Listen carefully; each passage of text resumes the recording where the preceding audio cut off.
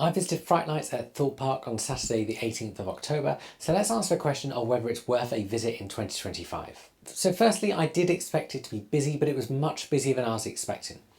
This wasn't helped by Stealth being closed all day, and at the time of recording, Stealth has also been closed every day since. Other queues around the park started off slightly quieter, so we headed straight to Hyperia and only queued for 40 minutes for that first ride.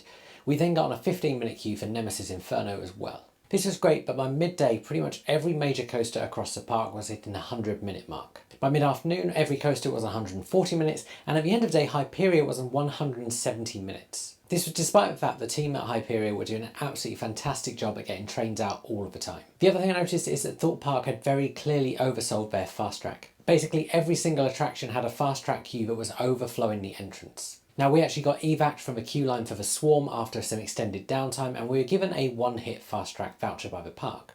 We went to use that on the Swarm later on in the day, and fast track still took 40 minutes. If I'd paid for fast track, I'd have been really annoyed at these lengths of queues. So if you're going to Thorpe Park at a weekend for Fright Nights, expect the queues to be big. But what about the scare mazes and the scare zones? So we worked through all 4 scare mazes. So Stitches was our first, and we queued for about 15 minutes. This maze was good fun with plenty of theming and plenty of actors inside it. Then we headed across to Deadbeat. Now we queued for about 40 minutes for this, and the queue did move pretty slowly. In addition to that, the staff member doing the safety briefing had about as much personality as Roadkill, and so he really didn't set off the atmosphere.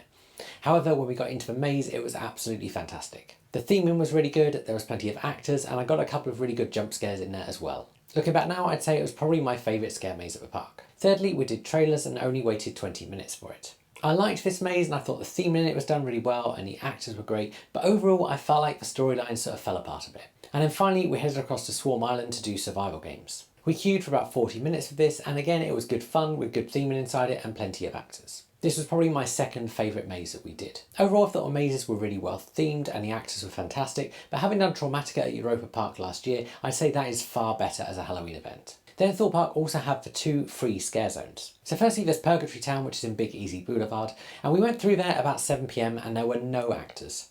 Some of the extra theming was nice, but it was a bit kind of lackluster. Then we did the Crows at Morecambe Meadow, and this was the opposite. There were plenty of actors in there, it was a really long walkthrough, and I was really impressed with it. And then we did catch some of the entertainment at Lucifer's Lair, which was really good with some nice fire effects, but we didn't catch too much of it because we wanted to prioritise a Hyperion night ride. Overall, I thought Fright Nights at Thorpe Park was really well done, and it was really good fun to go there. If you are going at a weekend, however, do bear in mind that I think Thorpe Park are massively overselling tickets for this, so expect a super busy park day. Let me know if you've been this year and what you thought, and I'll see you guys soon.